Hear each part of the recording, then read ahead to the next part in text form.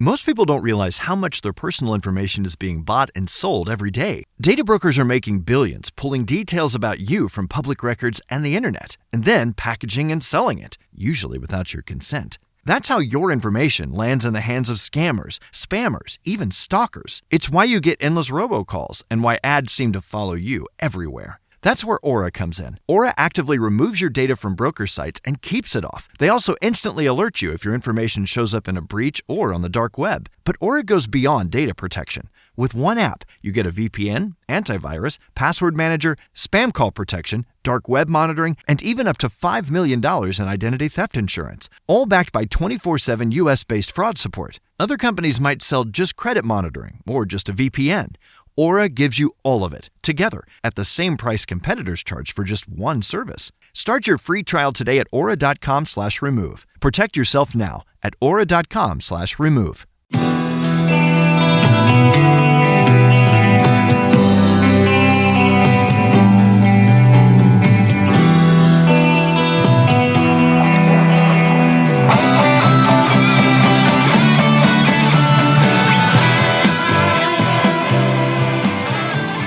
Welcome to Tunnel Talk, a no facts, all feelings wrestling podcast on the Social Suplex Network. I'm Allie. I'm Ann. And I'm Leah. How's everybody doing this week? Girls, I think I'm doing the worst I've ever done. Yeah. Wow. Yeah.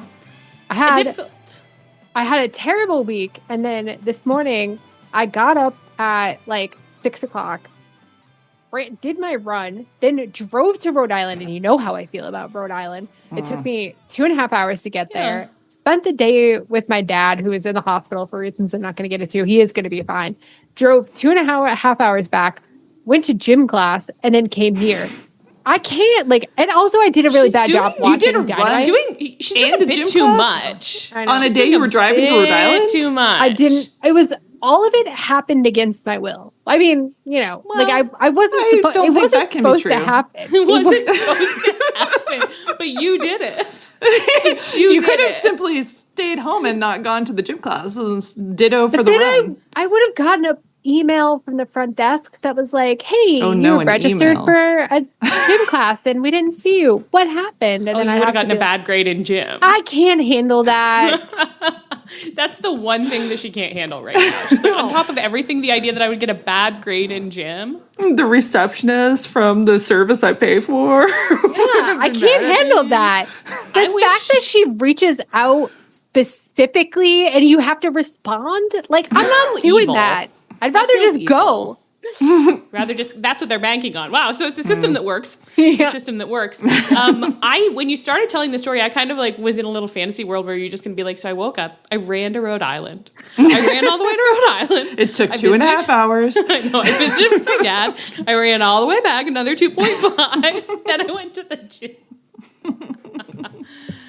That's a rough one. That's a rough one, Miss Leah. Well, I'm just pre-warning everybody that I did a really bad job watching Dynamite, and then I'm really tired and kind of zonked today because I had a really weird day. So I don't know what's about to come out of my mouth in this podcast, but I hope everybody forgives me. The slightly unfair thing is that it's Leah got in there fast to be like, I'm having a really hard week. I'm having a really hard week, and I'm really out of it. I'm not going to do a good job. When we just got finished discussing the way that none of us are going to do a good job. Yeah, that was on purpose. I wanted to get mine out of the way, and then you guys could be like, "Oh, me too," and I'd be like, "Yeah, but so we look like copycats. So we look like stinking copycats. Yeah, when we have our own very valid reasons for maybe not having seen Dynamite as good as we could. We saw it with our eyes, but did we see it with our hearts? Did we see it with our brains? That's what we're going to discover. That's what we're going to, and the answer will be no.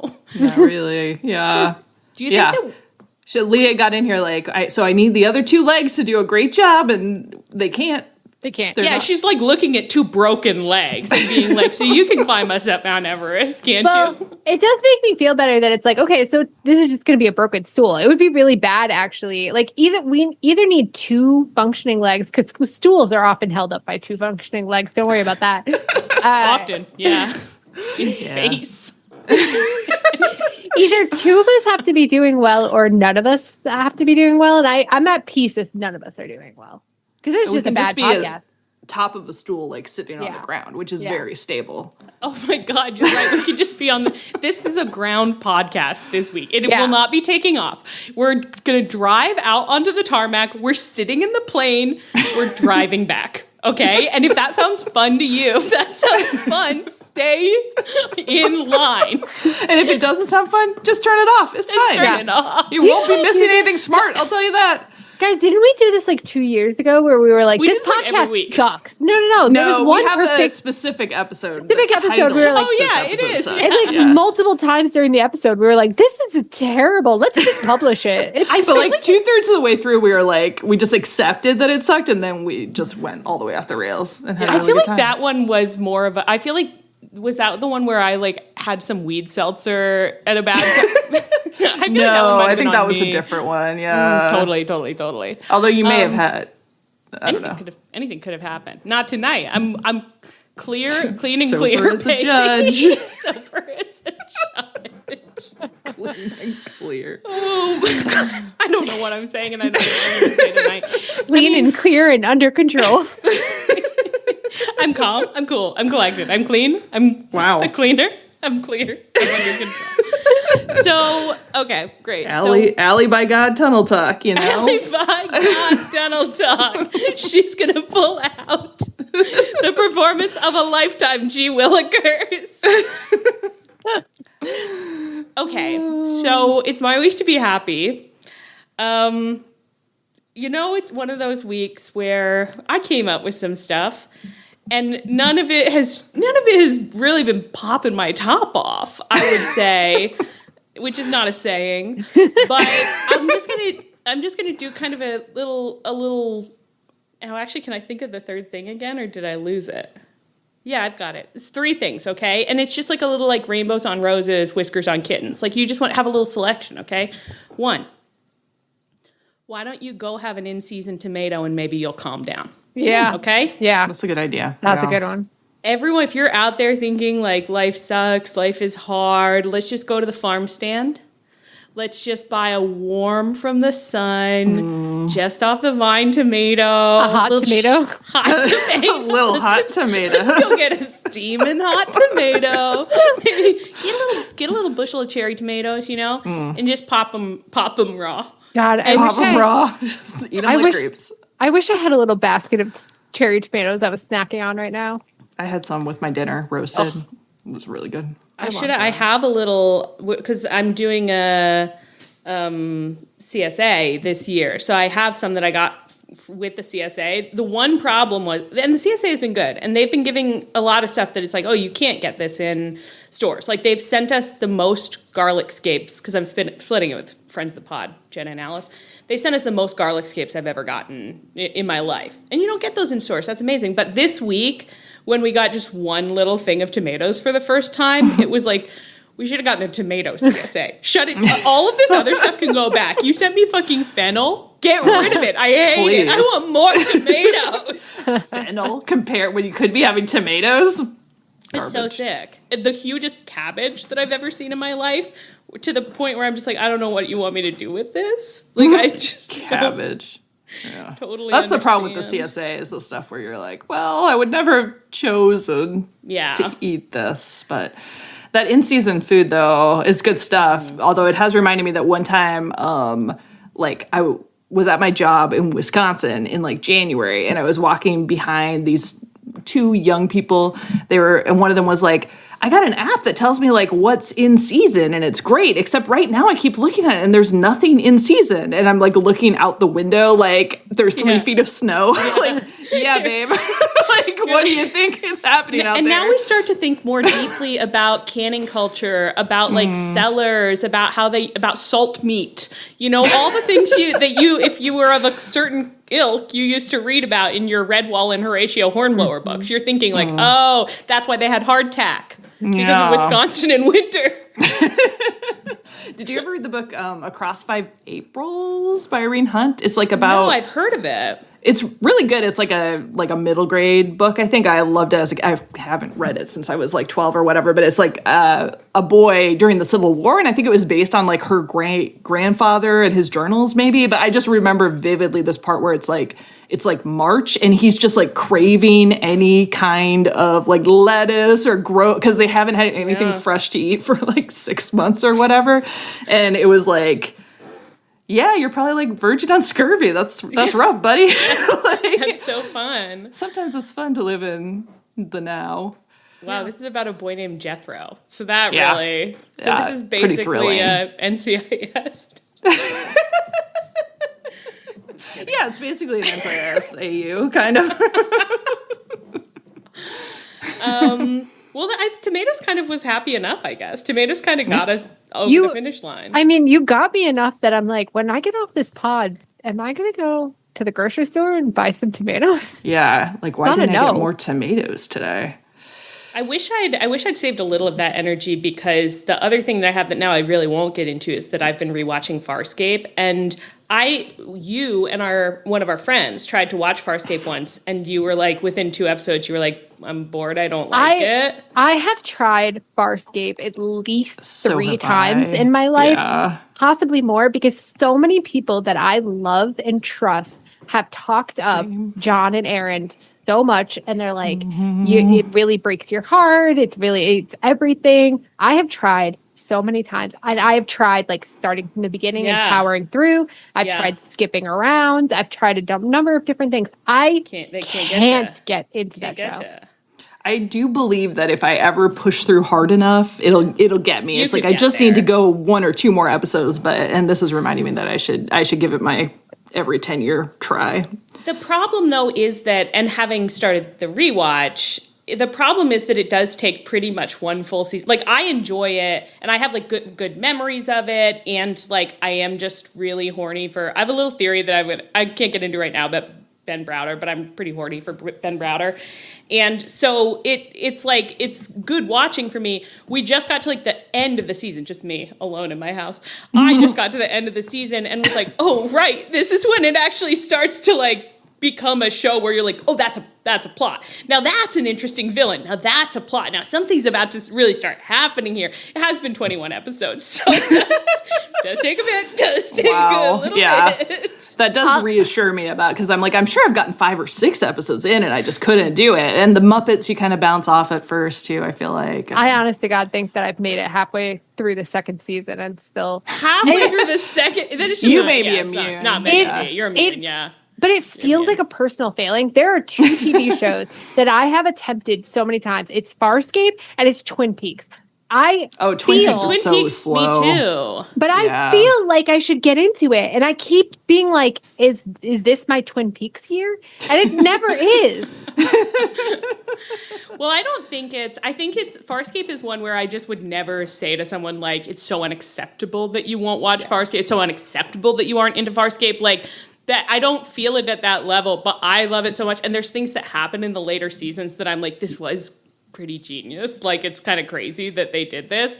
And they get into some really interesting, like, villain building stuff that is, like, that I think about a lot with wrestling, actually. So, but I wouldn't yell at you. And halfway through the 2nd season is kind of like, yeah, you're not gonna...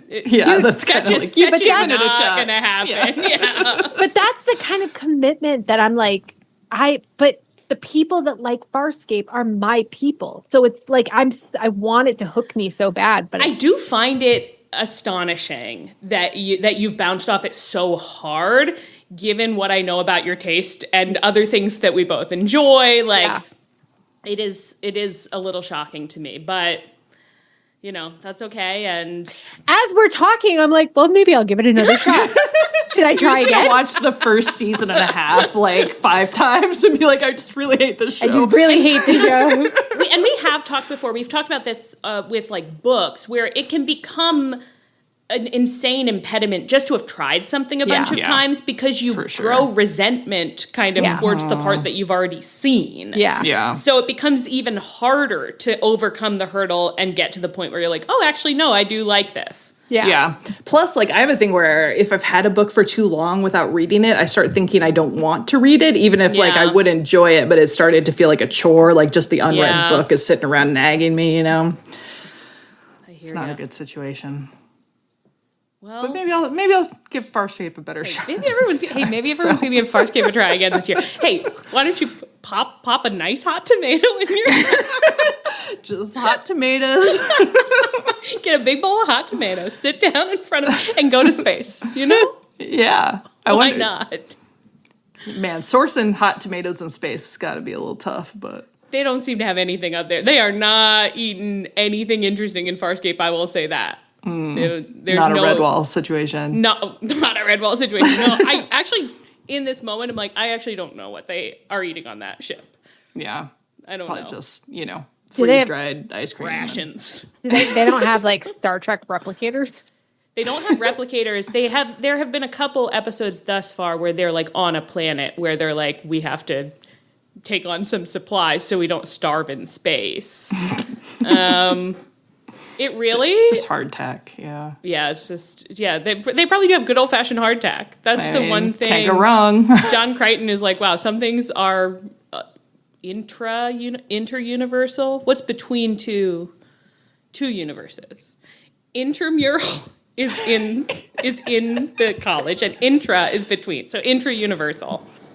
Hardtack is intra-universal. Well, let's get to the wrestling. Okay, you guys ready for this? Yeah. Yeah. I think no, not really. No, but none of us are. But okay, we'll do our best. Christian and Cope were mad at the Death Riders for teaming up with their number one allies, the Dogs, last week to attack them after their win over Yuta and Garcia last week. I shouldn't correct myself when I'm reading because I already wrote it normal earlier. Anyway, they're mad. Okay, they're mad at the Death Riders. So this week on Collision, they challenged Claudio and Pac to face them for their belts at Redemption. Now, Seems like you don't have to put your belt on the line if you want to challenge them. Doesn't, like, this must have come up before. This can't be the first time this has happened. But I did, watching this promo, I was like, now this is a little pathetic. No. It's a little... Just little holding begging. the belt out, being like, don't you want this? Please fight me for this.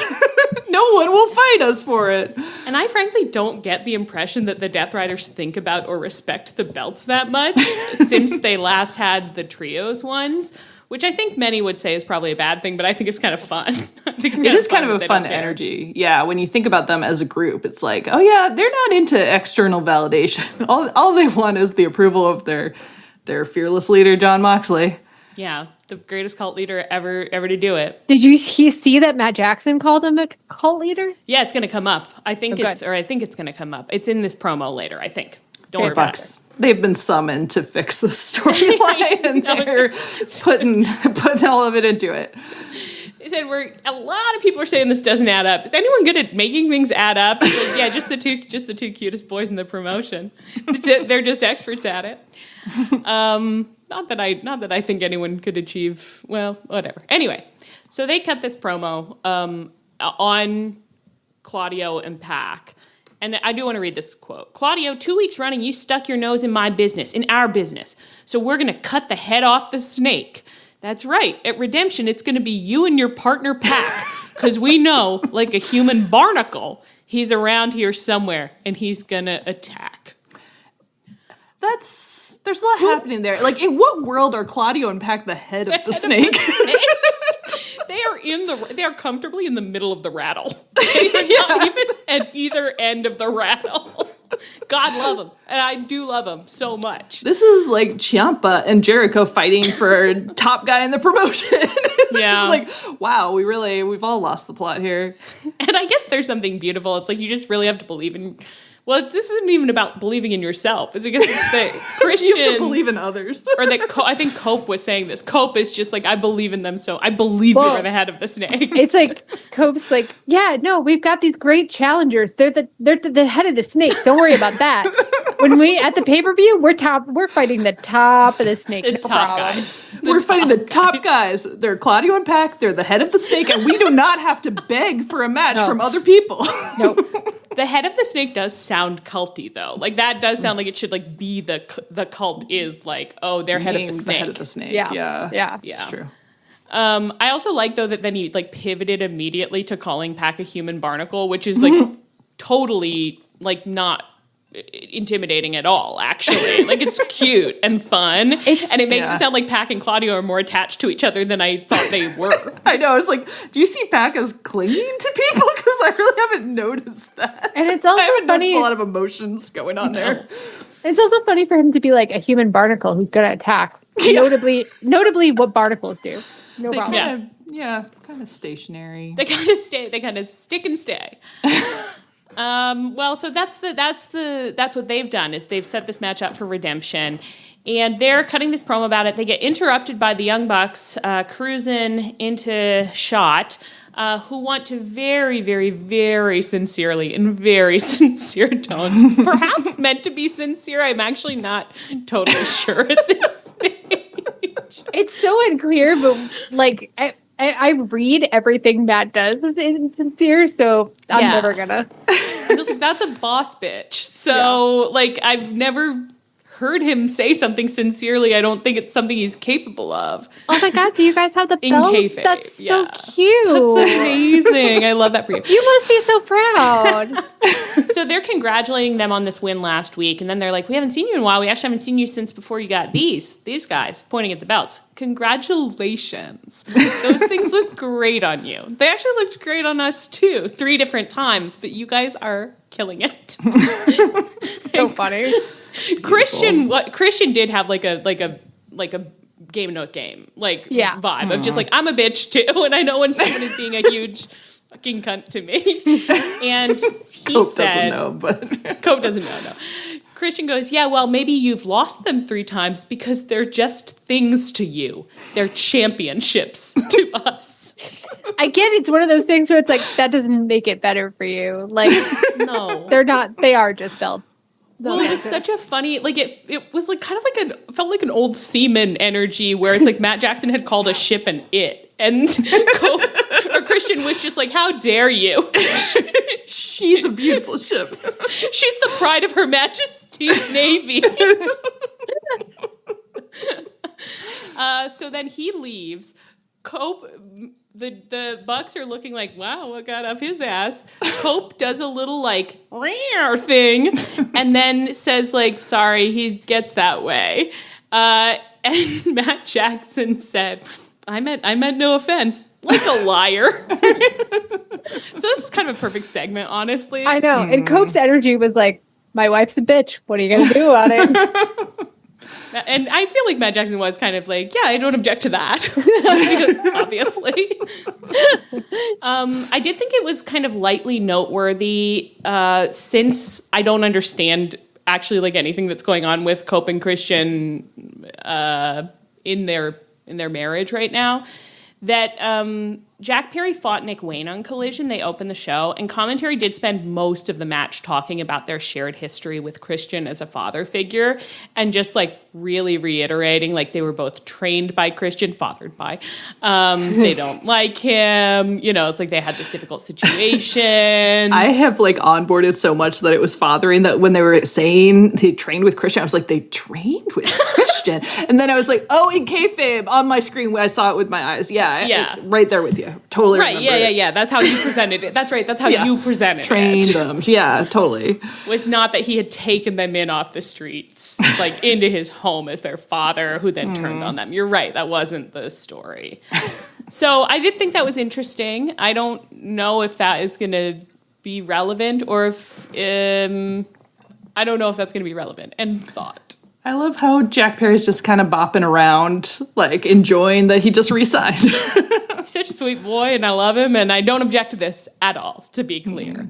I like to just in wrestling sometimes be like, I'm trying to be media literate. Like, I'm just like keeping my eyes on things, being like, that connects to this. Like, could that be anything? And wrestling often is just like, no, absolutely not. No. Oh God, no, no. That wasn't on purpose. No. Very, very often I'll be reading criticism where they're like, you know, like, well, this is going to happen and this is going to happen and it's going to be terrible. And it's like, well, you don't know that. Like, they could be doing something different, but you could be right also. And I'll look like Bobo the Fool, but who knows? It's either going to be something or it'll be nothing.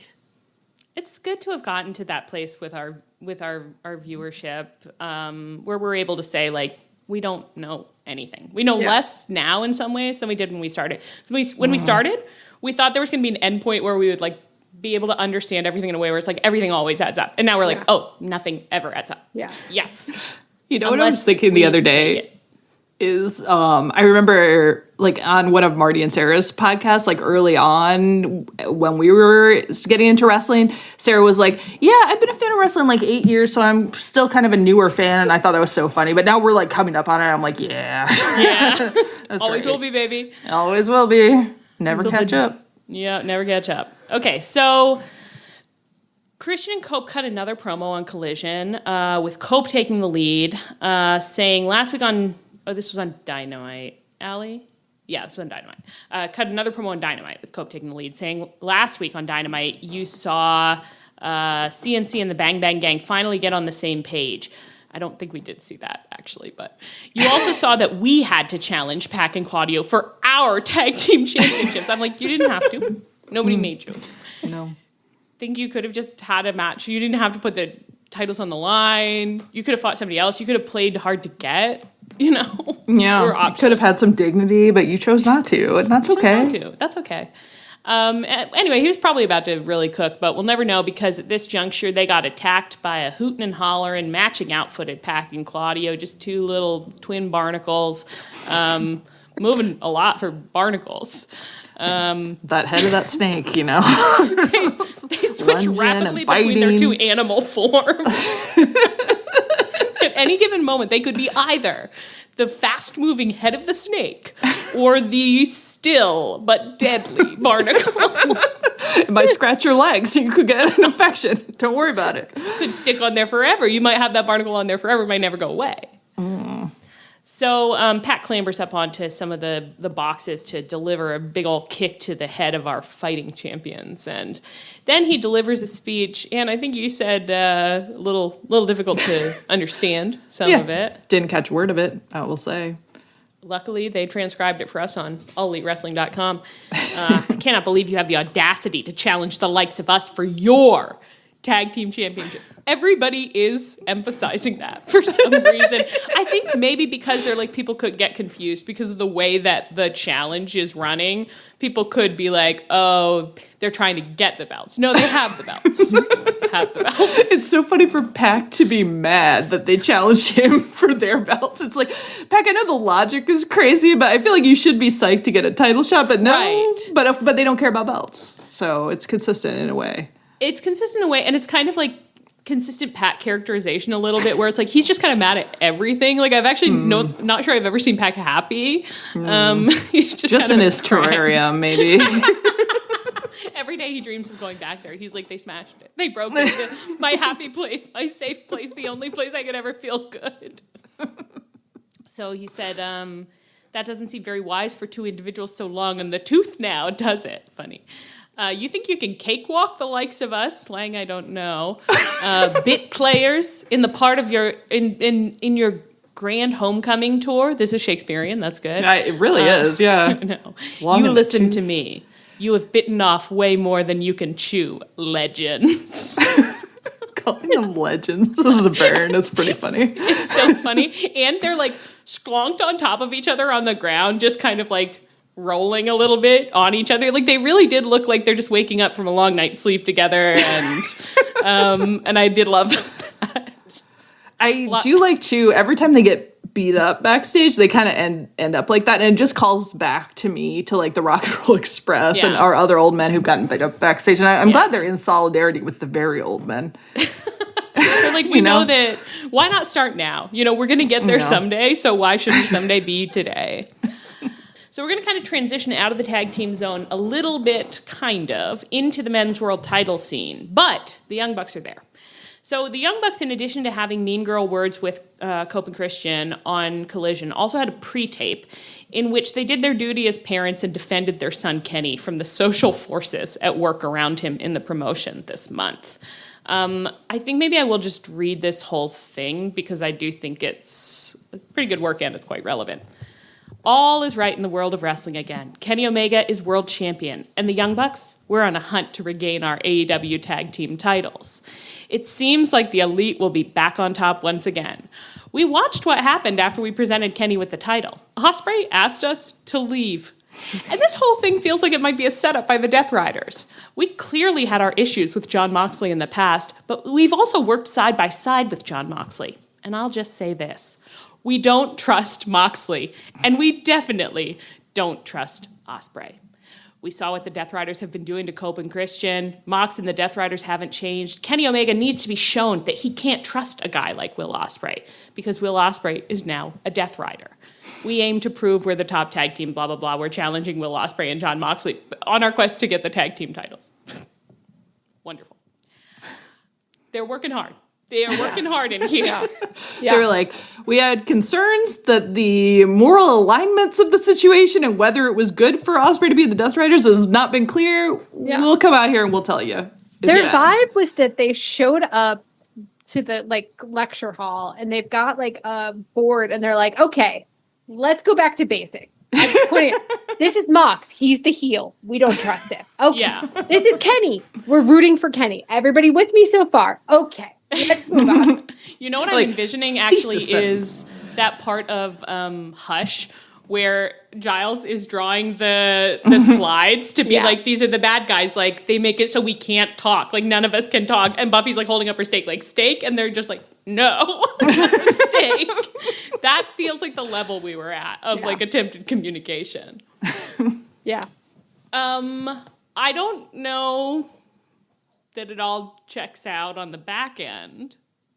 And I think it does depend a little bit on you really buying into Kenny is a good guy, which I still am Kenny's behavior to me suggests that he could heel turn at a moment's notice. Well, it's so Matt gave this interview to somebody who had a Substack. I don't remember who the hell it was, but he was he openly was Mox is a cult leader and the Death Riders are a cult. And I was like, Kenny is the same thing, except he doesn't have the energy that Mox has. It's the only reason Kenny is not a cult leader is because he doesn't feel like you have to try. Yeah. Every week we come on this podcast and say things about Kenny Omega that I think must make people's brains explode. Where we show up, we're well, he's lazy, he doesn't want to work. He's lazy so he could never lead a cult, not our glorious cult king Mox. Well, you have to say one thing about Mox. He shows up every week and he's putting the effort in. Mm-hmm. He's clocking in, okay? He knows how a pyramid scheme works. He says, this whole thing grinds to a halt if we don't keep collecting guys. Yeah.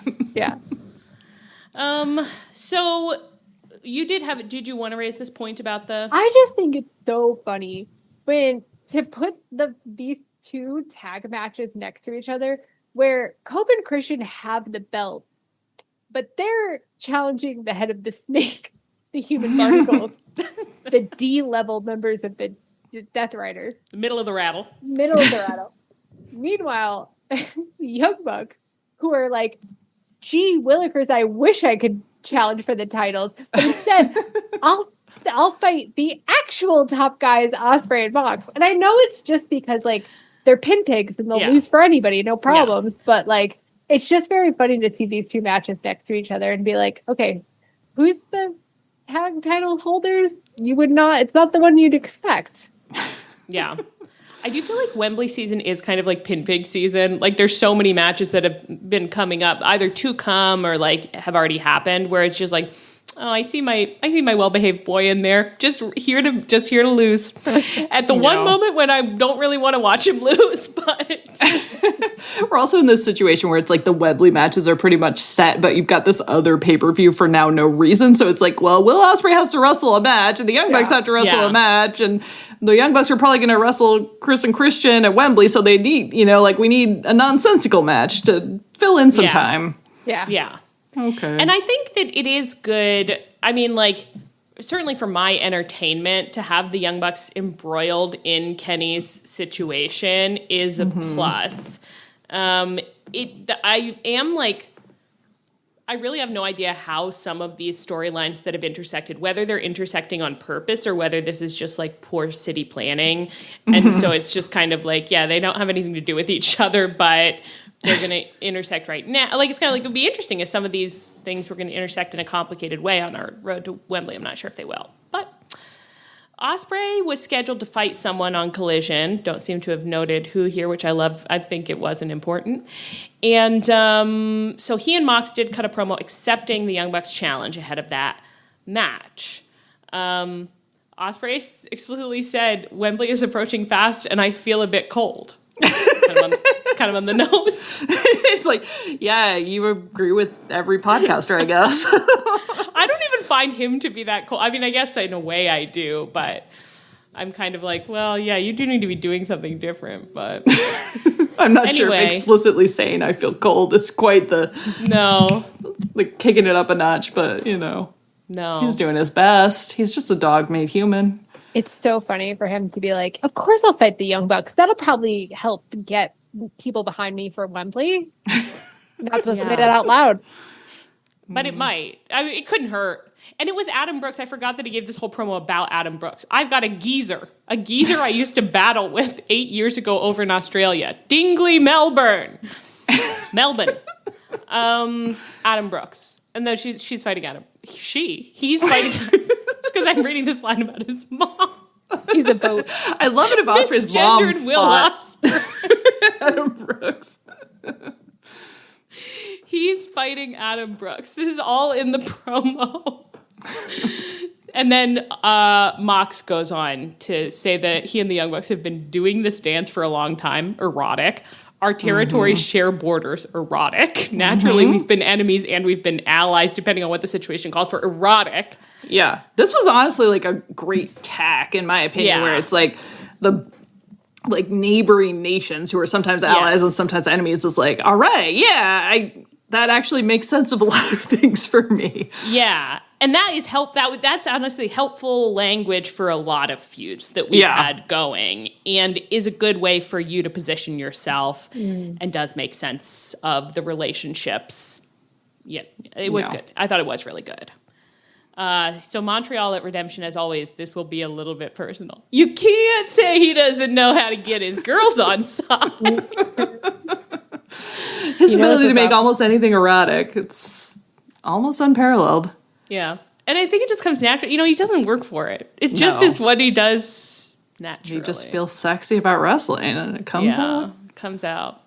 Also on Collision, Darby continued to spiral ever deeper into Haunted Moon madness with a pre-tape in which he graffitied an abandoned car while Dark Kermit monologuing about his history with Kevin Knight.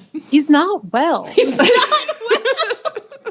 But on the other hand, the energy with this pre-tape was like, kayfabe, he's not well. Shoot, he's having the time of his life. Like, there was a certain crazed energy of just like, fuck, they're letting me do anything right now. I can just run in, run out. I'm kind of doing an Elite Hunter thing, but crazier and with like a lot of art films. It was so funny. He tells this whole story about how when he met Kevin Knight, he was like, you've got a lot of potential. You just have to stay humble. And Kevin turned to him and said, I'm not going to change for nobody. I'm always going to be this humble, which I think is an inherently unhumble response, which is kind of fun. It's true. And then Darby says, I realized that humble kid that I first met was dead and gone when you put me in the hospital. And now look at you. I'm a celebrity. I'm a star. And he did say it like he was in the horror movie Pearl, which really took me out. Like, I truly startled. He said, no, Kevin, you ain't shit. And so he's going to fight him, And he did fight him. Actually, that's next on the schedule. So hold your breath for the outcome there. I think it's fun watching Darby in this state of madness. Yeah. Oh, yeah. Nobody does madness better than him, to be honest. No. He's really killing it. And it's like, where does he find these cars, And so we cut to Dynamite. Dynamite opens with Kenny and Ospreay. Oh, that's right. We had to go back and forth a little bit because of Kevin's involvement. Kevin is going to fight Kenny. That's going to come up later. Anyway, Kenny and Ospreay are backstage. They're having a strange, loaded little conversation where they have set up a trios match for that's going to be the main event of Dynamite, which is Mox, Kenny, and Ospreay versus 3 DCF guys who I'll remember later in the schedule. Brian Cage, body. Jake Doyle and Hechicero. Really good work. Nice job. Nice job. Thank you. I'll call that one little like a dot on the board. You know? And Osprey is really hyping us up for this match. He's talking to the crowd. He's saying you guys are in for a treat because you not only do you have me, the old Billy Goat. I think he called us cheeky slags actually this week. Yes, he did. He said you cheeky slags are in for a treat because you got the Billy Goat, you got Kenny Omega, you got John Moxley, a real dream team. He's so excited. Like his energy levels are so high. Kenny next to him looks like he's hungover. Like he spent a long day with Osprey already. Oh, drank a little too much milk last night. Yeah. He's kind of a beleaguered uncle who's been babysitting all day. Yeah. I thought he had kind of a startled, like when Osprey started, like his vibe was kind of like, oh my God, like, right off the bat. Yeah, like we're at this already. Like start low and give it somewhere to climb to. My God. Not advice that Kenny himself always follows, I will say. But so Osprey's really excited, but then he gets to this part in the promo where he's like, he said, last time we've never been defeated on the same team, which is amazing. But last time we were on the same team, you did get a little bit tired because you just came back from your diverticulitis. And this was so passive aggressive, except like he clearly didn't mean it that way at all. But if Matt Jackson had said this, it would have been devastating. Oh, well, that's what's confusing. I guess we'll get there in a second. But you're right. It comes off totally genuous. Like you're just like, he does mean this. He's like, don't be here this time. If you need a rest, tag in your old mate Bill. I've got your back. I'll pick you up. Like I'm the wind beneath your wings, Kenny. Kenny is attitudinal, but in a tired way. He says, that sounds good, Bill, but you've got a big match at the pay-per-view too. So in case you're feeling a little under the weather, a little tired, a little sore in the neck, just reach out and touch somebody. Me, I guess. Reach out and touch somebody is also a wild thing to say. Kenneth, I'll be right there for you, my friend. You know what I'm saying? Don't be shy, Bill. Again, it's like attitudinal, but like when an alien is attitudinal at you, like you don't really read it as a threat. So this interaction to me was just like two men who don't know how to talk, having like a pretty normal time for them. Yeah. Mox screedles in behind him in his usual way. He says, you know what I love? There's no tension in this room. I shrieked a lot. This is where you can tell this is an experienced cult leader. He's ready to come into any room and undermine everyone. Oh, yeah. Oh, yeah. He screedles on out. Kenny says, well, there wasn't, eh? I'll leave you to it. Looking more bewildered than anything. What do you think the segment was trying to achieve and did it achieve it, I guess, is what I'll ask. Had a blast. Loved it. Absolute blast.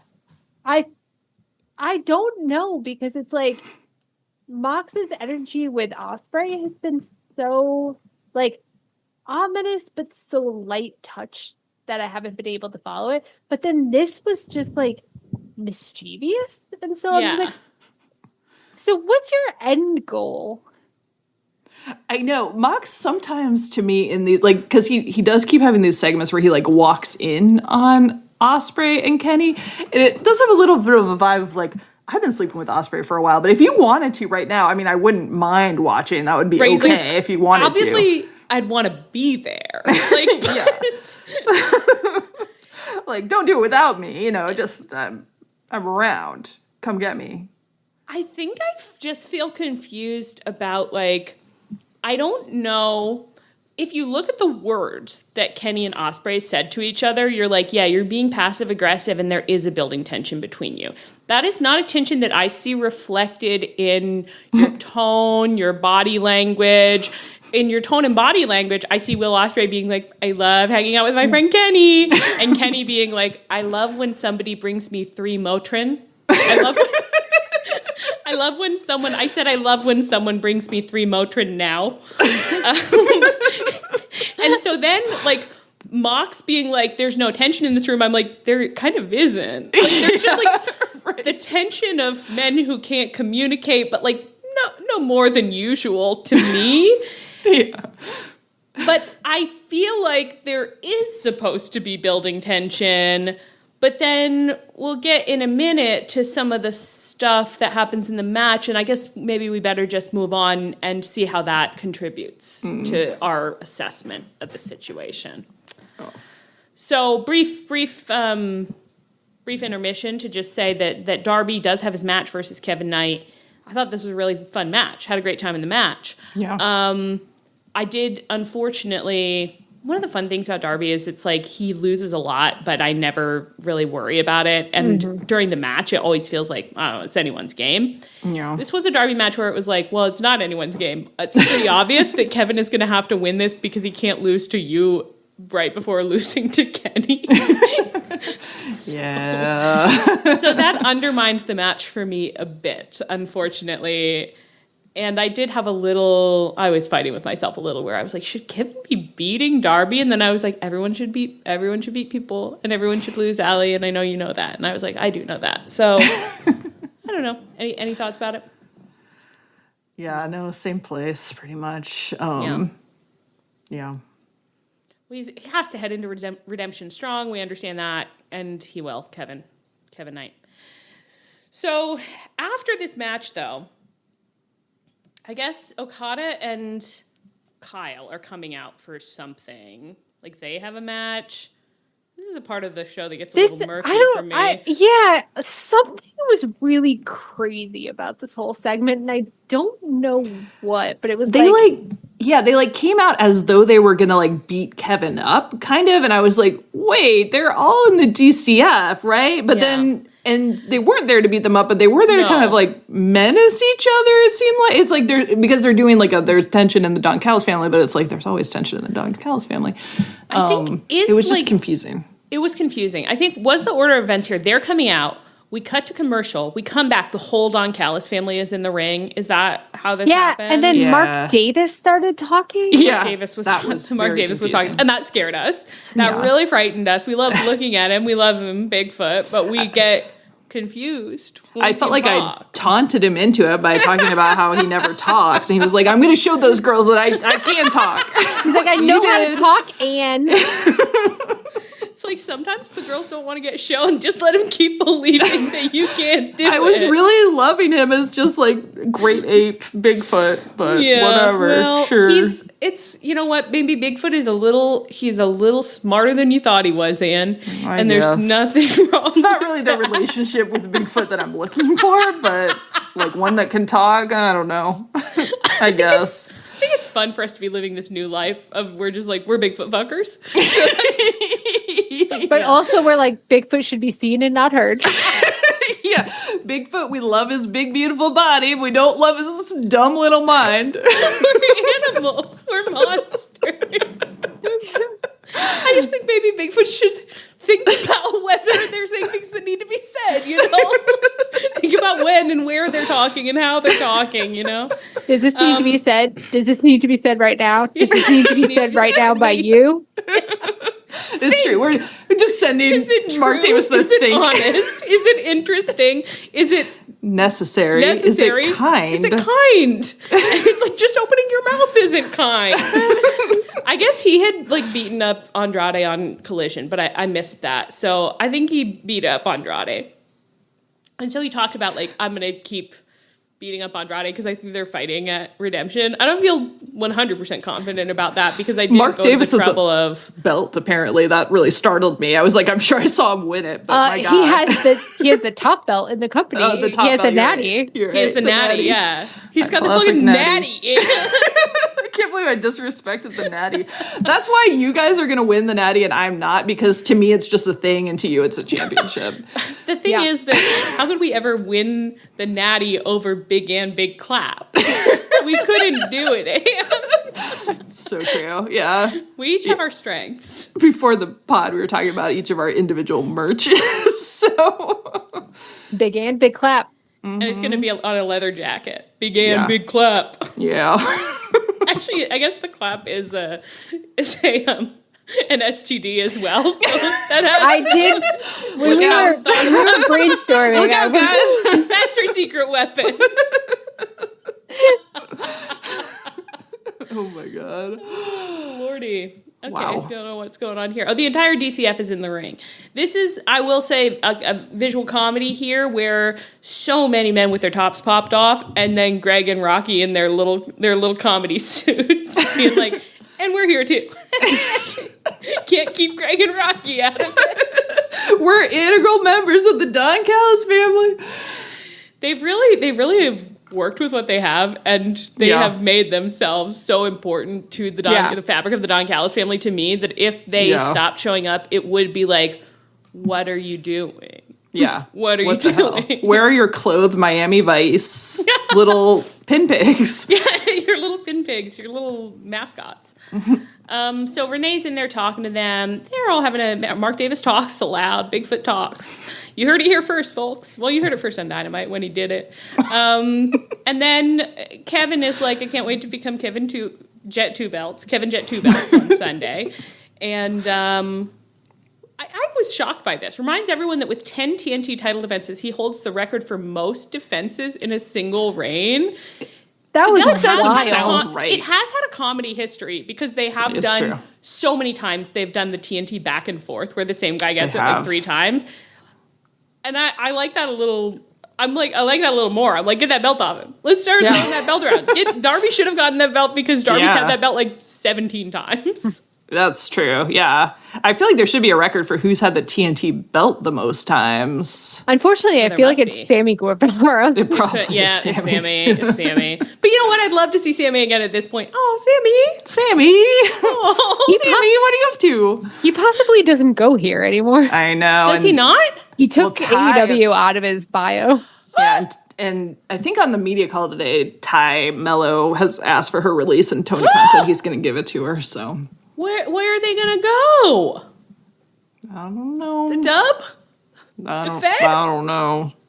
The Fed. Are they the dub? Are we the dub? Who's the dub? No, I think they're the dub, right? They're clearly the I don't think anyone calls them anybody. No one's the dub.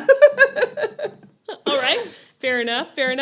Wow, that really has hurt my feelings, actually. I know. It feels sad. It feels like the end of an era. Oh, geez. Even though we haven't seen Sammy in like 2 years, but. My God. Well, okay. All right. Sunrise, sunset. To love a wrestler is to lose a wrestler. To love a wrestler is to lose a wrestler. Okay, Allie, just process it fast. Like, you can be strong. You can be strong. You can't let this be the thing that brings you down this week. I was thinking this week how much I miss Bryan Danielson on commentary, too, because his stupid neck, like, hurts too much to travel or whatever. Oh, is that what happened? Apparently. Oh. Is that, like... He had a surgery. Is it like, did the surgery go good? Is it healed? But it's just like, I gotta get off these planes? Or it sounded like he was just saying that, like, yeah, like, because he lives like on the West Coast and like pretty far from an airport, like an hour and a half, it was like just with the car time and the airplane time, it's like stiffens up a lot. And, so. That makes sense. And yeah. Oh, geez. Okay. Sunrise, sunset. Swiftly go the days. Allie, focus. Don't cry. No, I'm just kidding. He's trying to find my spot. If you cried over Sammy Guevara right now, I do think that would be it would be a danger sign, but I think it could easily happen. It's just hard to remember, and you have to remember it like so often that it's like everything changes. Yeah. Everything dies, baby. That's a fact. Maybe everything that dies someday comes back. Like Andrade. Andrade came back. Andrade did come back. Get your hair up pretty. Meet me tonight in Atlantic City. You're right, Andrade came back. I know. It does feel like, because it's like, we haven't been watching wrestling that long, but I feel like so many people have like cycled through, and it is just like, boy, those wrestling careers, they can be short. I was going to say that maybe it's good, like maybe wrestling is like helping like me get used to change, because I'm very change averse and I get really upset and dysregulated by it. But like, look at me now. I'm not any better. I might be worse than I was 6 years ago. So it's not helping at all. You feel like we have so little. Like, you've already lost Chuck Taylor. Like, now Sammy. You take Sammy. Oh, Lordy. All right. what was happening in this segment. The Don Callis family's in the ring. Jet Two Belts says I've had the most TNT title defenses. That's crazy. That's so crazy. Don't make any sense. And I have to say, I don't remember. I mean, I think all of Kevin's matches have been good, but I don't really remember them. It doesn't, like 10 of them? Really? But like, wasn't Cody's whole thing during the pandemic that he was like challenging everybody? He didn't do it 10 times? It did cycle off Cody like in quick success. Like maybe there were just like a lot of changes, but it did seem like Cody had the TNT belt for like a million years. For his first reign, the one where he found Eddie, that reign. Yeah, the open challenge, and I feel like also like the TNT belt you saw a lot more back there because it wasn't competing with 20 other belts. I know. I guess actually it's true that I don't know what belts I've seen do what recently. I truly don't. Anytime I'm watching a match, there's always a belt involved, and it's like, what belt? I don't fucking know. I don't even know sometimes when it's our beloved Natty. I don't even know when I'm watching our beloved Natty sometimes. Even the Natty. Anyway, so we're in the ring with the Don Callis family. Don't worry about that. Don't worry about that. We are safe cradled in the arms of the Don Callis family. Nothing could go wrong there. No changes could ever happen there. Kyle Fletcher is mad that Kevin Knight is talking himself up, and he hops on the mic, and he's like, yeah, you think you're really hot shit. I hope you do become Jet 2 Belts. That's great, but I have an important match, too. I think it's what he's saying. Does he? What is he doing? He's fighting for the international belt. The Internatty, versus whomst. Versus Bandito. Okay. Yeah, that's right. That's right. I kind of did not fully onboard a lot of that. Right, he's fighting for the international title match versus Bandito, and he says, I'm going to have DCF, everyone's going to be banned from ringside, and my match is next, so why don't we ban everyone right now and get out of my ring? I didn't understand this because, for our cloud stories, immediately I'm like, of course, Don Callis is like, you can't make decisions without me. Why would you ban me from the room? But then Don Callis had no reaction to it, so I was like, which is inappropriate. It is inappropriate. I feel like Don Callis should be like, you idiot, don't do that. Did he go on to be on? He was on commentary. So at least he was there. But yeah, it does feel like he should have just been like, Kyle, shut your little mouth. Yeah, shut your smart little mouth, boy.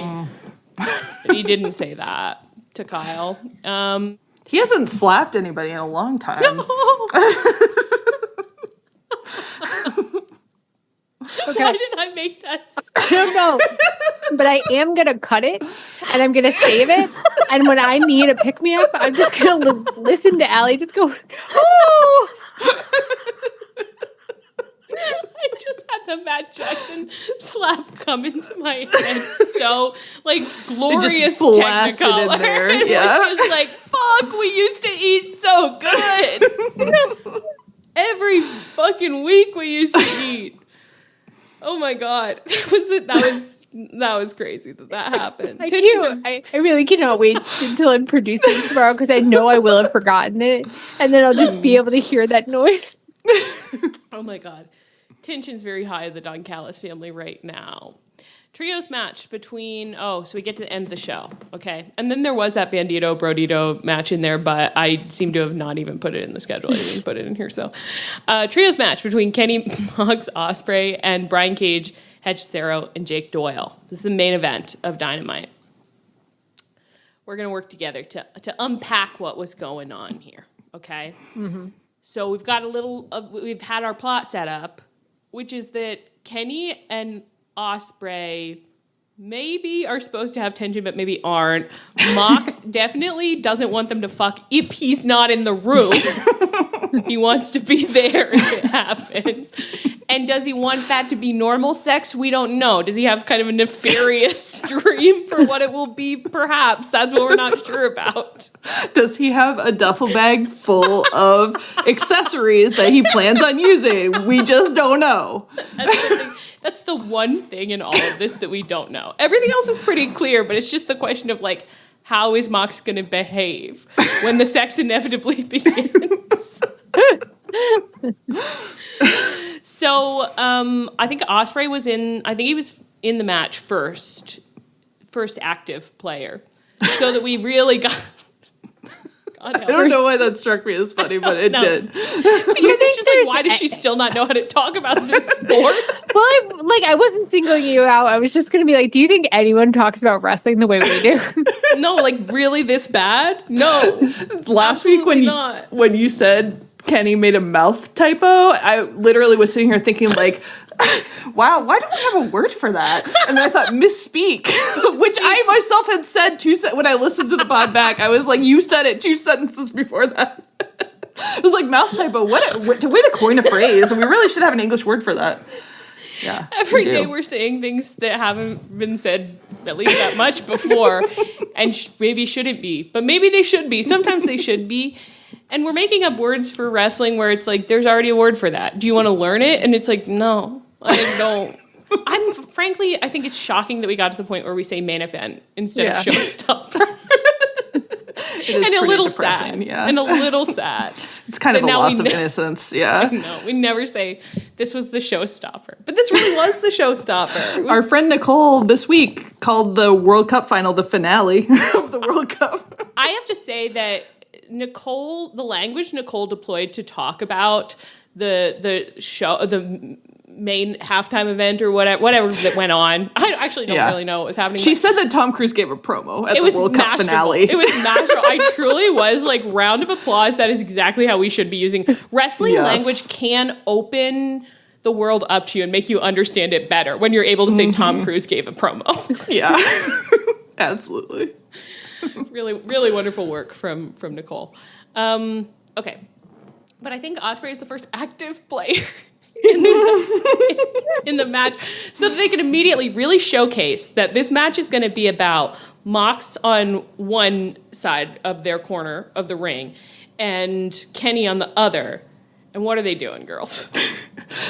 Ospreay is their little puppy dog, and they're in opposite corners of the room saying, come here, boy, come here, boy. Come here. Little Osprey's paralyzed. He don't know what to do. He loves them both.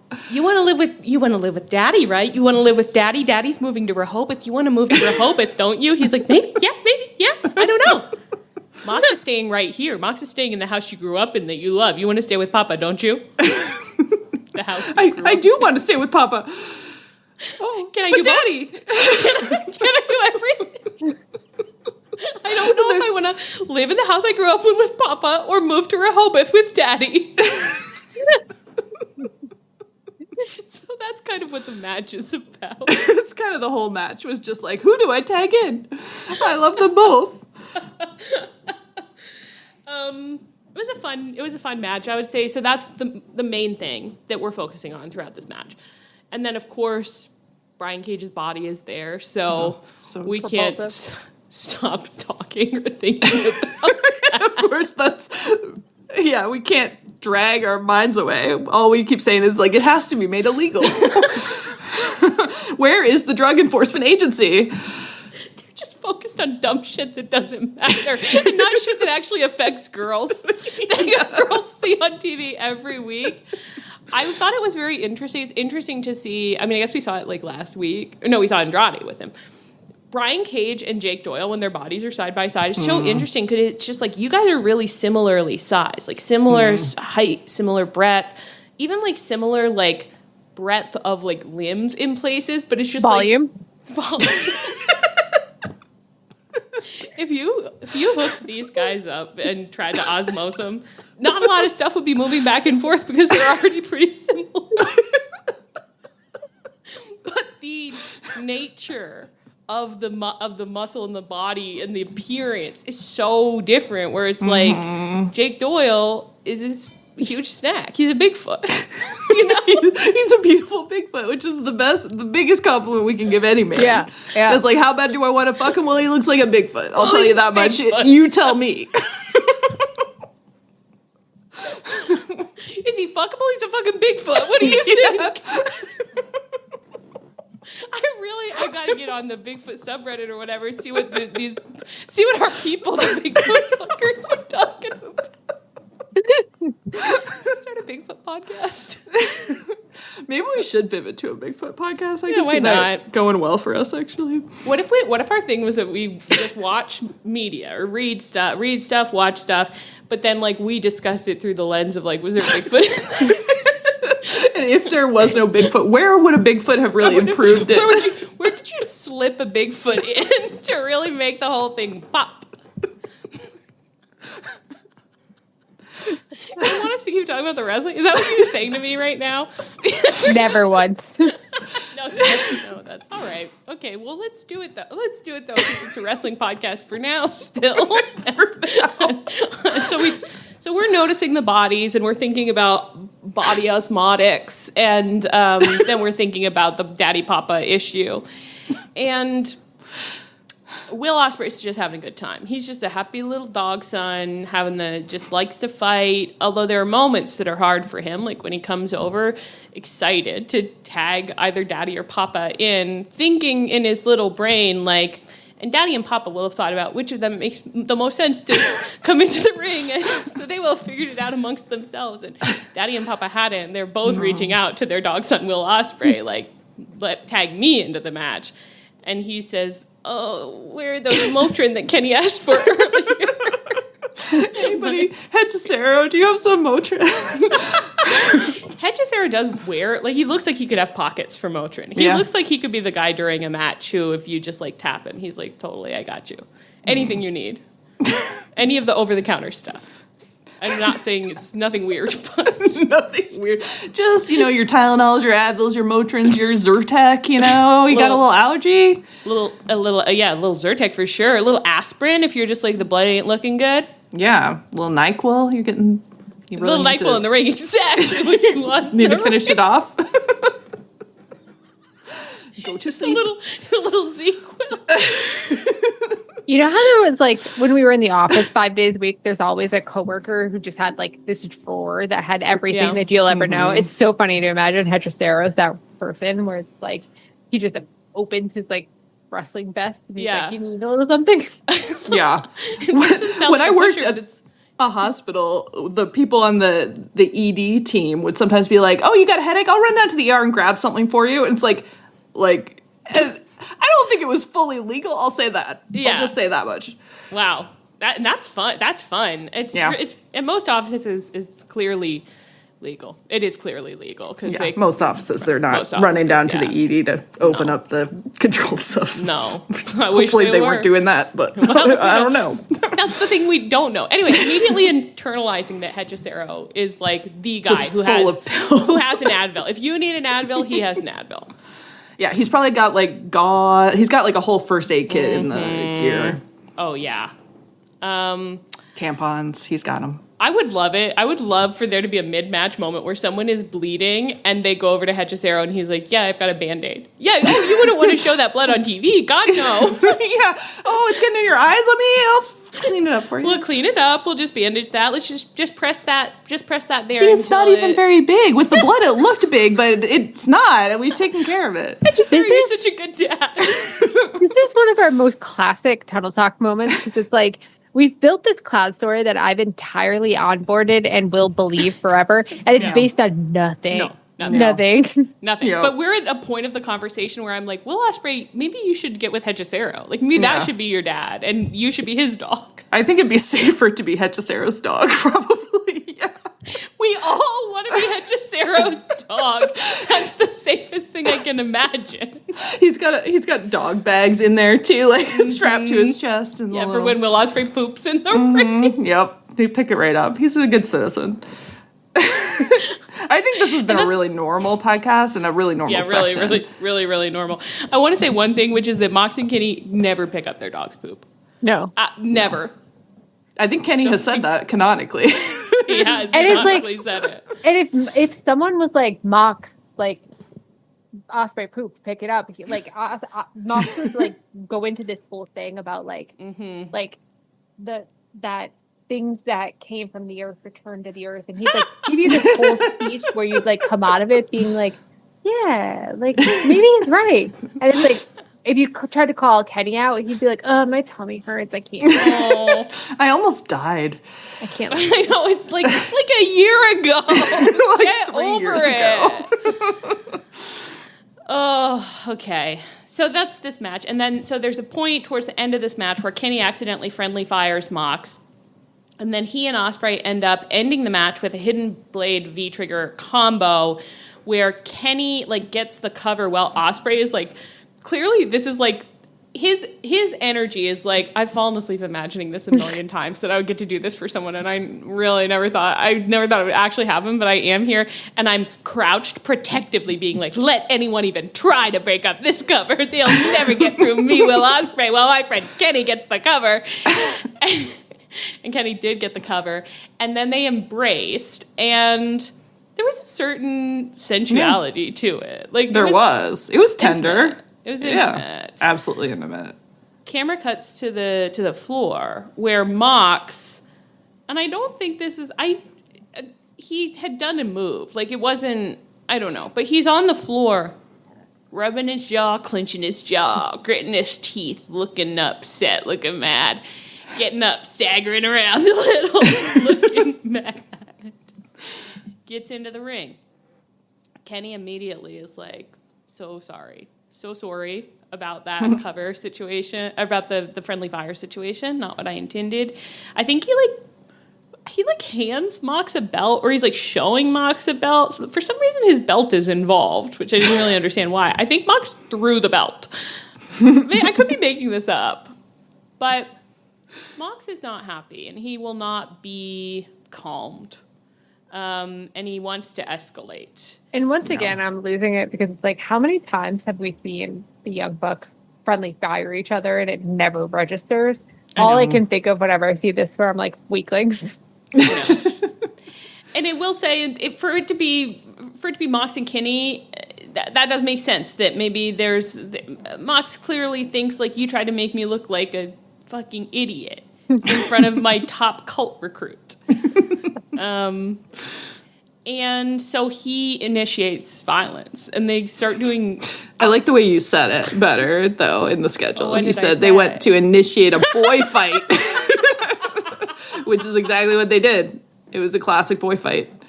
And I did put it in all caps. A boy fight! A boy fight! Yeah. He initiates a boy fight. He's excited for them to get their hands on each other. They get their hands on each other.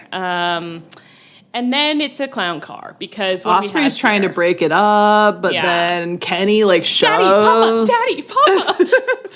But Kenny shoves Osprey down kind of by accident, and then Osprey's mad at Kenny. Yeah, Osprey's mad at Kenny, and then the Young Bucks run out. The Peacemakers, they've never gone to the hotel early.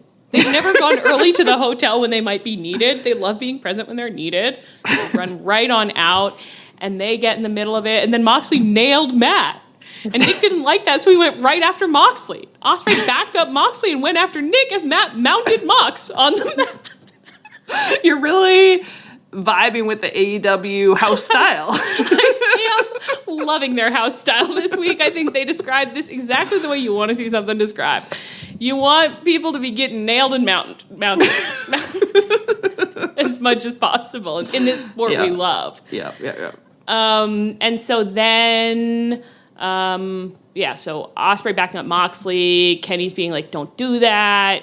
Jake Doyle somehow has come back, and he's grabbing at Kenny, and Ospreay is elbowing both of them, and it's just everyone you can imagine is here, including suddenly Rocky Romero and Trent Beretta. And their vibe was kind of like, and I wonder how we got here. It's like one of them had been like really brave and was just like, this could be our fucking moment. Like, we could be heroes just for one day. And then they get in the ring, it's just them and Kenny, and there's a moment where it's like, well, on the other hand, we could go back to the hotel. Is it too late to go back to the hotel? And it was too late to go back to the hotel, and Kenny had a little bit of an energy where it's like he snapdragons them, and then he gets them propped up against the ropes, and then he has a little vibe of like, these are my paper dolls that I'm playing with now, and he kind of positions them in a way where it's like he's trying to make him kiss on the mouth. He's pushing their heads together. Yeah, like a little girl with dolls for sure. And I get it. I've never gotten anything more. I'm like, no, that's what this is all about. It's just doll. It's not my It's not my preferred duo, but No. I support you. Of course, No, of course, like, if you like that, then, like, I like it for you. And, like, exercise your imagination. Absolutely. Yeah. I wonder what you're thinking right now. Is it perverse? Yeah. But, everyone, you have the right in the United States of America to make Greg and Rocky kiss if you want to. Yeah. If you like it, I love it, Kenny. God bless the USA. Just kidding. Just kidding. They're going to take that one from us soon, so don't worry. Not much longer will we be allowed, even if it's perverse, to dream of Greg and Rocky kissing. We're going to get rid of that. And then suddenly, so Kenny's playing with his dolls. Kenny's making his dolls kiss. And honestly, it feels like a self-soothing exercise a little bit. Like he's just like, this has been much too much. The young bucks are gone. I don't know where they went. Back to the hotel, presumably. Osprey and Mox. I see. They've taken it to the floor in a preview of their redemption tag team match. I just don't think the camera was lingering on it that much. Mm. Kenny is self-soothing by making his dolls kiss, which is relatable. And then suddenly Kevin Knight flies over the ropes or whatever and hits him with the TNT title. And did you see Greg's tweet about it today? No, what'd he say? He was like, oh, yeah, me and Rocky, we went out there on purpose and got our heads knocked together and then lured Kenny into trying to do his knee thing. But then, he got blasted with the belt just as we planned. Just as they planned. Wow, really, really good work, Greg and Rocky. Yeah, incredible.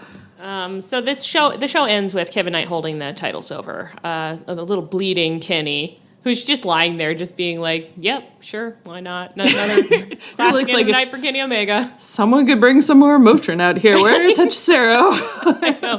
He's like, hello, is the ref not even going to come and ask if I'm okay? I'm not, if anyone wondered. I have a headache, and I have had all night.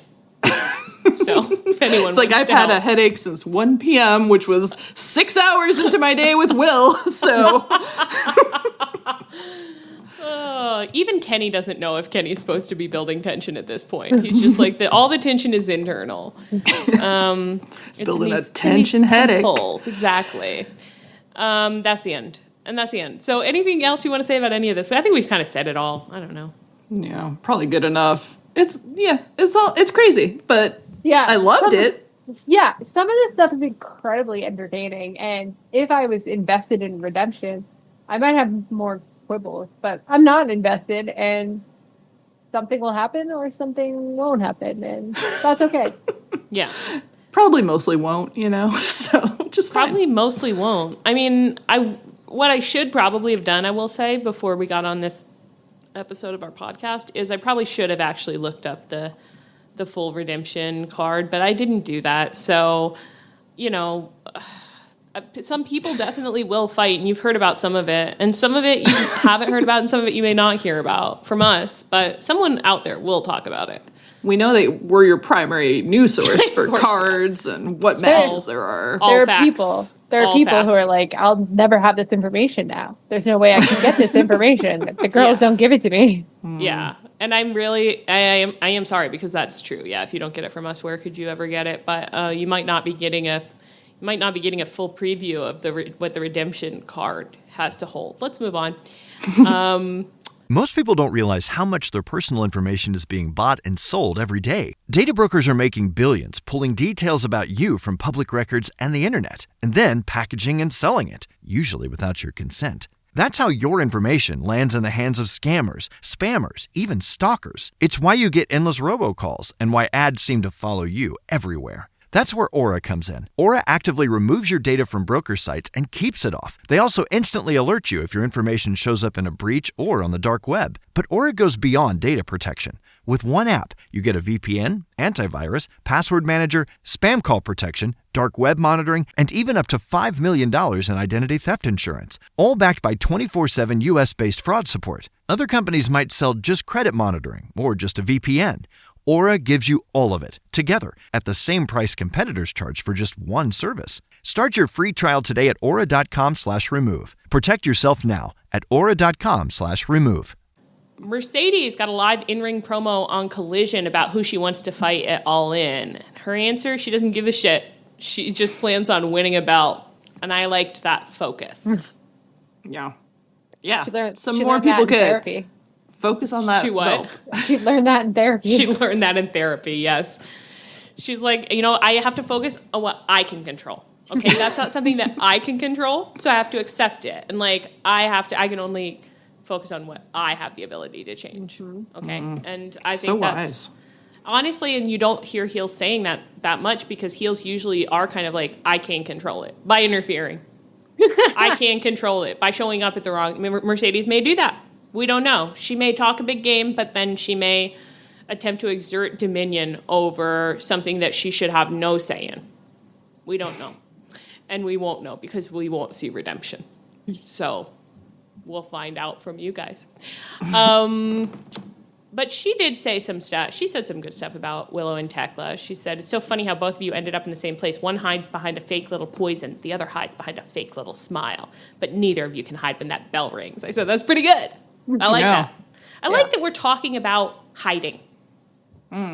Yes. We could be doing more of that, actually. Everybody could be thinking and talking a little more about, like, what's he hiding? What is he saying? But what does he actually feel? People are always saying things they don't mean. Or they're saying half of what they mean. Or they're saying something misdirective. Yeah. We can't take people at their word. No. We can't take people's words at face value. We have to dig deeper. We have to think, like, what's under there? Except Will Ospreay, because we all know there's nothing under there. Will Ospreay, we have to take exactly at face value. And that's why it's so funny that John Moxley showed up and said, I'm not taking you at face value. Why? He's the one man we can. He says what he means, and he means what he says. And Elephant's Faithful, 100%. What's that from? What is that from? Say what I mean what I say. No? Well, we don't know. That's the thing we don't know. Okay. Add that to the list of things we don't know. Both potential defendants, so that's Tekla and Willow, were present on Dynamite for what I've called a perplexing... Horton hatches the egg. Oh, yep. Okay. Yeah. Oh, that's a good one. That's a good one. I've called this a perplexing but entrancing promo segment. I was astonished at every turn of it, to be honest. So we begin with the presence of Mick Foley. Who was wearing a Christmas-themed shirt for some reason. Well, Mick Foley, I was kind of thinking... Not in a hopeful way, but I was just kind of like, Mick Foley isn't a man we'll be seeing very much, I don't think. I think we might have just seen him because he was in Florida and they were having Dress Down Day, and he was like, I love Dress Down Day, so I will come, I will attend. But then he was like, one thing about Dress Down Day is if you believe that it's every day, it can't be. Like, if you won't follow an office dress code, they can't make you if you're Mick Foley. So he showed up for Dress Down Day again somewhere else, and I thought, that's kind of fun. He's like an imposing presence even without like the loud clothing, but with the loud clothing, it's like, wow, Mick Foley is in this shot. Yes. Don't you sort of feel that Mick Foley is an elder Bigfoot? Oh, yes. Yeah. He's Bigfoot shaped, like he's past his prime, but like when he's lumbering around in his Christmas shirt, you are sort of like, it's crazy that you know how to talk. Yeah. And Mick Foley does, like, his energy is like, I should never be seeing you at the foreground of a shot, but you should be at the background of every shot. Like, it should be like, there he is. Yeah. It was so wild, this whole promo. And our friend Alice, who was watching it with us, was like, I wish I had like a transparent, like, thing of him to make a meme and just put in the shots of like every movie, which I do think would be incredible. Yeah. We should be able to use him. He was paying really close and polite attention the whole time, and he looked insane. Yeah. I think he's won me over because he's so absurd. You know what I mean? Like, he's absurdly shaped. He's just large, and he always says insane stuff. Yeah. And he just seems crazy. And I think he's kind of won me over. I really like him. I do too, and it's crazy when his job, like in this segment, was just to like be the Renee for this like promo between these two women. But like with Renee, you can kind of, you don't forget she's there, but it's like you're not staring at Renee the whole time being like, what's happening here? Right, like if you turned on the 9 o'clock news and Bigfoot was reporting live from like a storm, like you would be like, now, what do you mean? What do you mean by that? You wouldn't absorb as much about the storm as you might otherwise. Yeah. And I feel like I did absorb this promo, but then when I went back and reread it today, I did get even more out of it. And I was like, oh, I already thought you did a good job. You did do a really good job. Mick Foley was there, and I loved the whole time, like, Mick Foley's vibe was a little bit like, and I'm here, which is confusing to me as well. And there were moments where his vibe was like, I don't know if I'm supposed to do something about this, especially at a certain point in the promo. They get to fighting, and he's kind of like, what is a Mick Foley? A wall between women? Just like, I'll just stand between. I'm very large, so I'll just stand between the women, and they won't be able to do much about that. And they couldn't. They could not. I thought the whole thing, there was a surrealist... There really was. ...element to it. I enjoyed it. They did manage to fight eventually, but Mick Foley really staved it off for a bit. I was thinking when I rewatched this, because I felt like I didn't absorb as much as I could have due to the Mick Foley of it all. And, like, I did think they did a good job, and I was glad they got the chance to do it. I did think there was, like, a little bit of, like, a high school play energy where it's like, I say my lines, and then you say your lines, kind of back and forth. But then I was like, but I don't think the women get very much opportunity to promo with two of them in the ring. Like, they'll occasionally get an in-ring promo, but it'll be, like, Toni Storm by herself, or Mercedes by herself, or Willow by herself. But I was like... I was trying to remember if I've ever seen, like, two of them actually having, like, an interaction, and I was like, I feel like if we have, it's been really rare. We've seen it, but it definitely is not common. I was like, it's good for them to get the practice out here. Yeah. And I thought they had good angles here. I mean, so basically, it did play with, clearly they're working with Mercedes, it played with what Mercedes was doing. The gist of the segment, Tekla said, like, of the two of them, like, Willow is actually the more toxic one. And that she thinks Willow is like wearing a mask to hide her feelings. She's repressing, and she's becoming, she's poison on the inside. And Tekla is going to do her a favor and beat the poison out of her, which is kind of cool and hot, actually. It's like, that's what you want. You want to see, like, the nasty underneath. That's the sexiest part. Maybe that's why I keep being like, Willow is heel turning. But I don't know. I feel like they're playing with me now. You know what I mean? Anyway, and then Willow was like, you talk big because you actually feel so small. And it's working because she has two belts. She has a Stardom belt as well. It's like a Stardom belt, and she's the AEW Women's World Champ. And so Willow pointed at the AEW Women's World title and said that's the only one she cares about, and Tekla is just a shortcut for her to get it, which is kind of evil. Which is, I don't know. Do you see the vision though? Yeah, no, I do. Yeah, I do. For sure. Like, they're feeding me now on purpose, right? Like, I'm not picking up on stuff that's not getting laid down.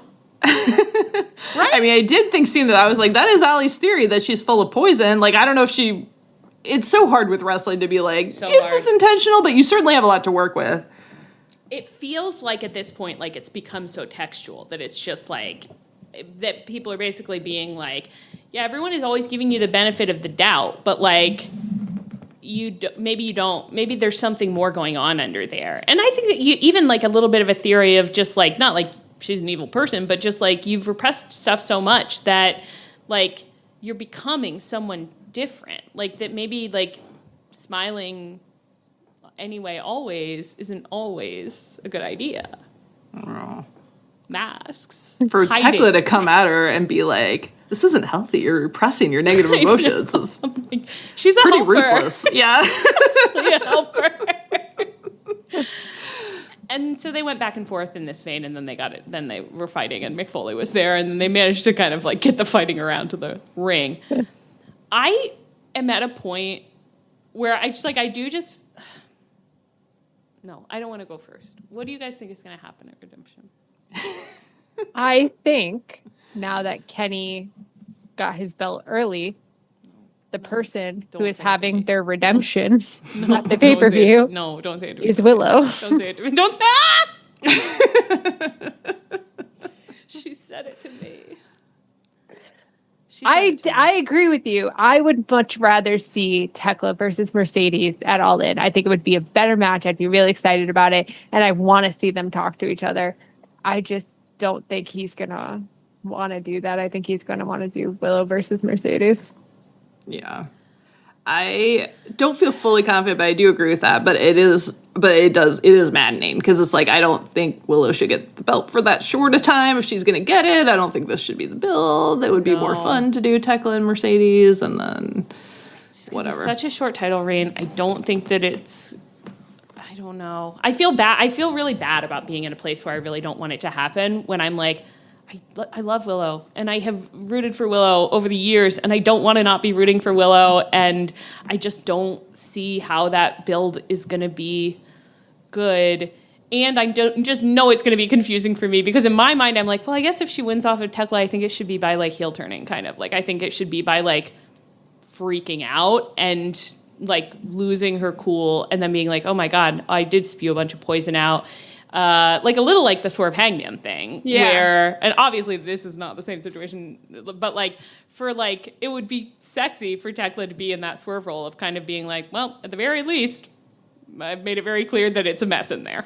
And I was right about that. You can't say I wasn't. And then it's like, it would be fun to watch heel Willow. Do I think that would make sense for her going up against Mercedes? I don't know. No? A question mark? No question mark? It seems like, yeah, I don't know if they're like doing a thing where they're putting on Willow so that they can have like face Willow versus heel Tekla and then face Willow versus heel Mercedes, you know, but it's like, I feel like you shouldn't be worried about that right now. Yeah.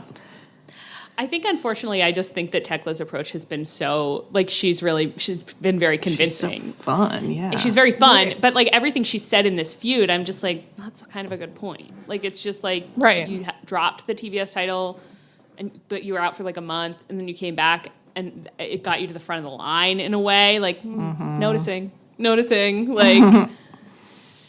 You do always say, like, smile anyway, but there's a certain tension to it. And, like, it's, you know, it's clear that, like, it's like something is going on beneath the surface that you won't show anyone. Like, noticing. Mm-hmm. And that's all interesting. But I guess I just don't actually think they're doing that or that she's actually going to do that, so. Yeah. No, she's getting the Kenny treatment. Yeah. And it feels crazy to have two of it happening at the same time, you know? Like, we can't have a bunch of face champs, so it's just like, so that's actually a person on the edge. That's actually a person who's so close to the edge, they're over the edge. They actually went over the edge. Anyway, now someone else has the belt.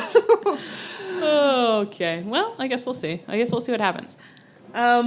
Divine Dominion also fought Sisters of Sin on Dynamite in a tag team match that I really enjoyed, but I don't think it has any plot relevance, and no one caught any really interesting promos about it. Sisters of Sin did cut a promo about it, and I think it was fine, but not that interesting.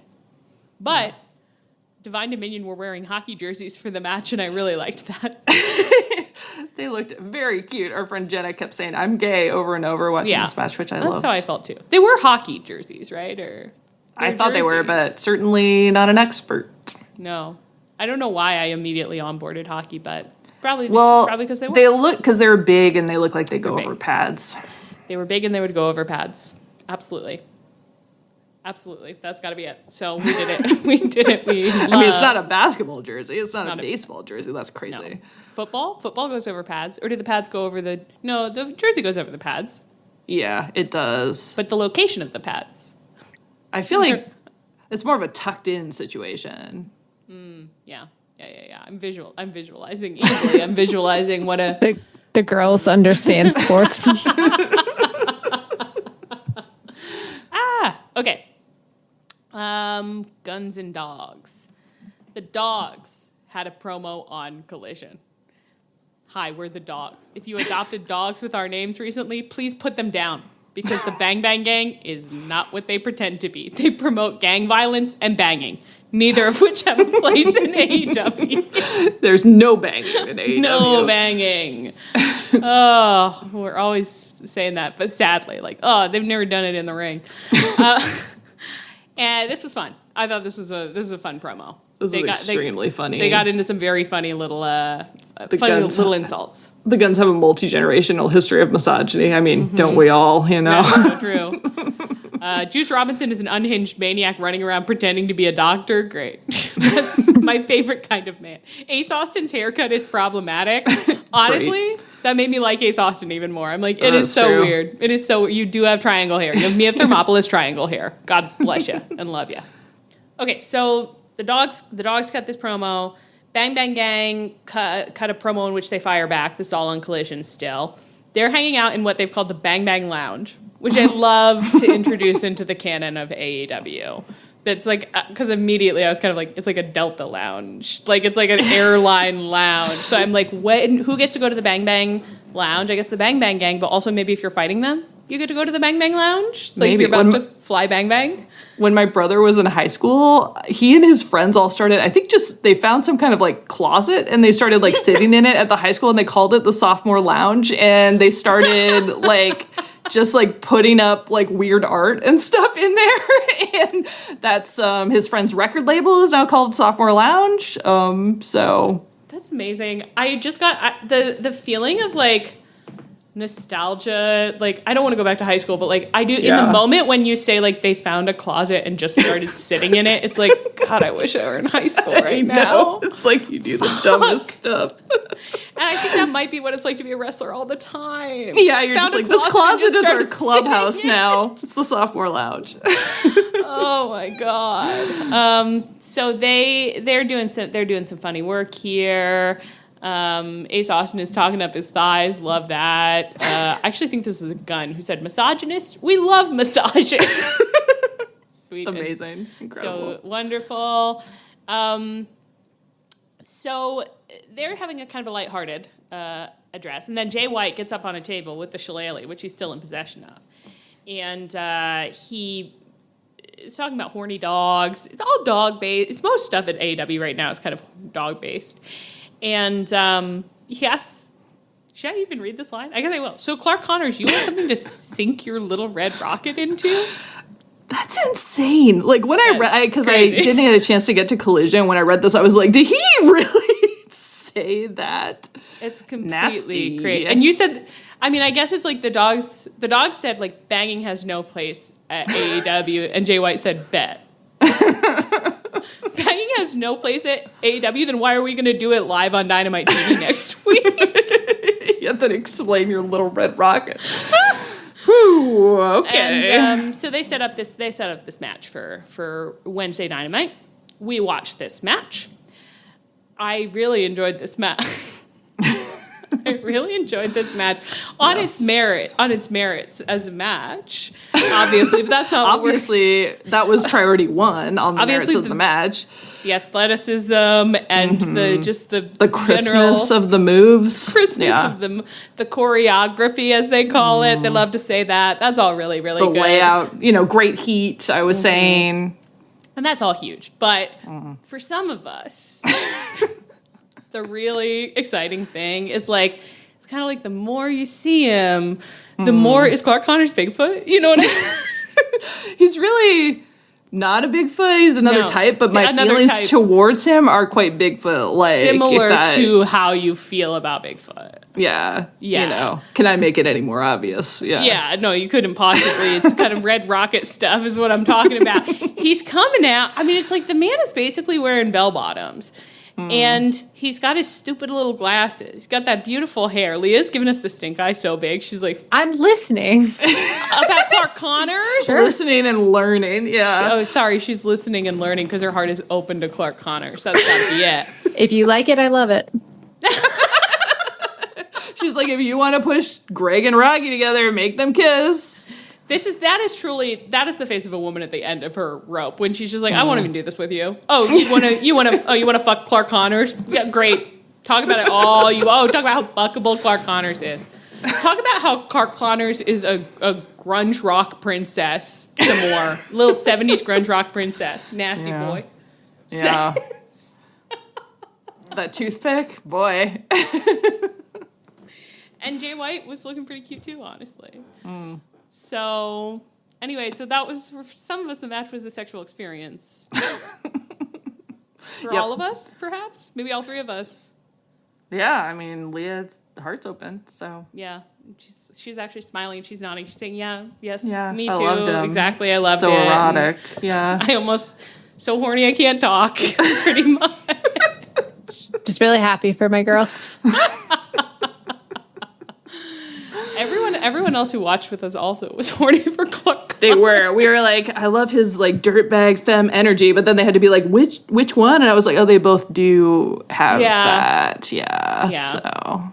And I would have watched them kiss, which they didn't. But if they wanted to, and if they want to in future, then I'm open to it. Very open. Stop them. Very open to it. I mean, if they want a place to put their little red rocket, it's look fine. Around.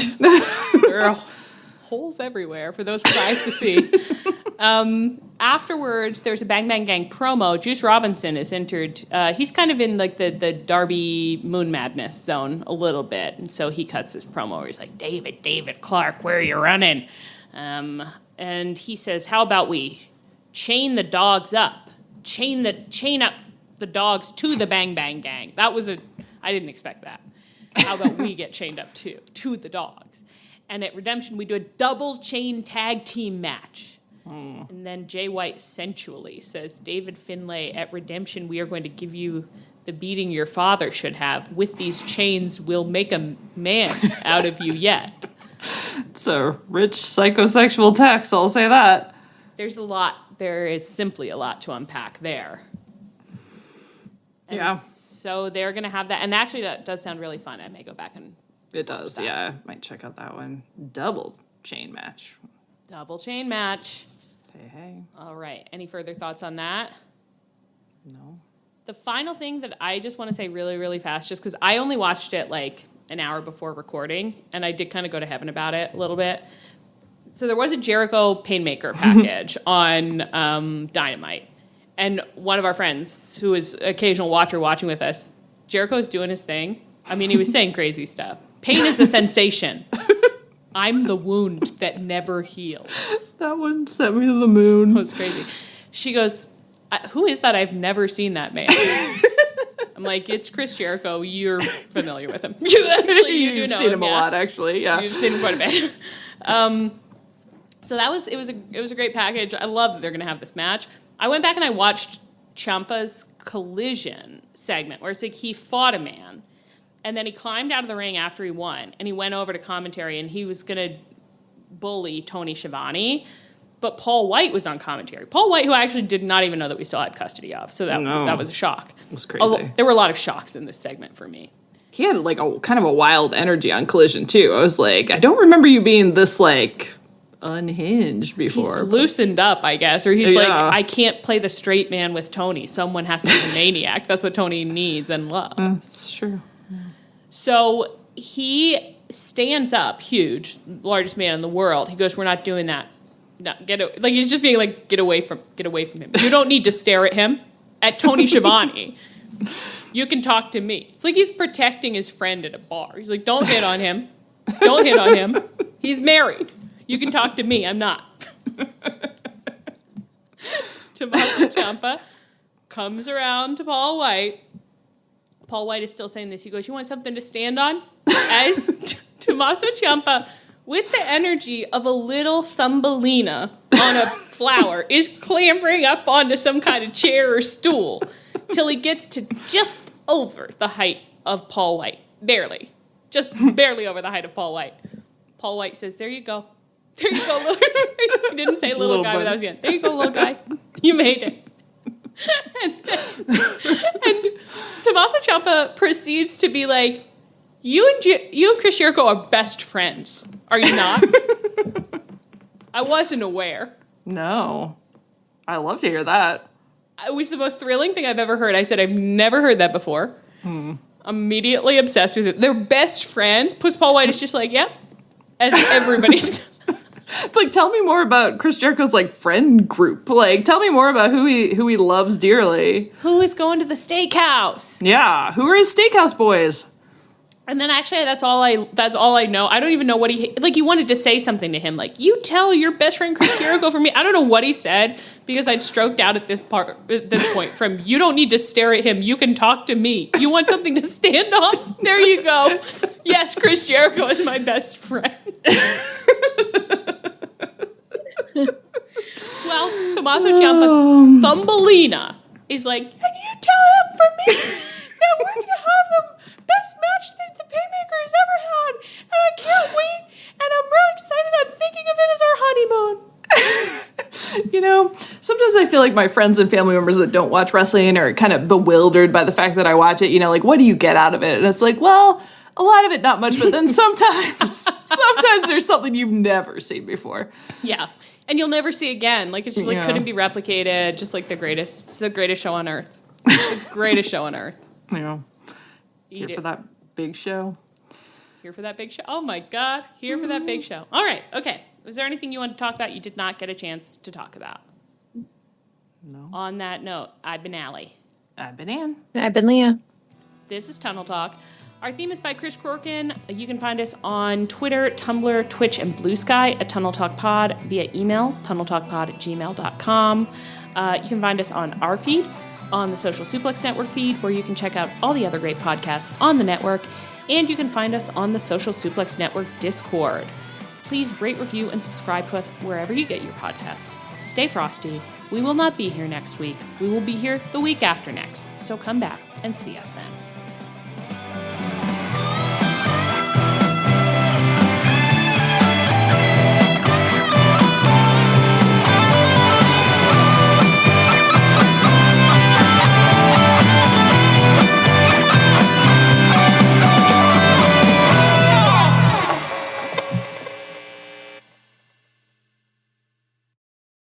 Most people don't realize how much their personal information is being bought and sold every day. Data brokers are making billions, pulling details about you from public records and the internet, and then packaging and selling it, usually without your consent. That's how your information lands in the hands of scammers, spammers, even stalkers. It's why you get endless robocalls and why ads seem to follow you everywhere. That's where Aura comes in. Aura actively removes your data from broker sites and keeps it off. They also instantly alert you if your information shows up in a breach or on the dark web. But Aura goes beyond data protection. With one app, you get a VPN, antivirus, password manager, spam call protection, dark web monitoring, and even up to $5 million in identity theft insurance, all backed by 24/7 US-based fraud support. Other companies might sell just credit monitoring or just a VPN.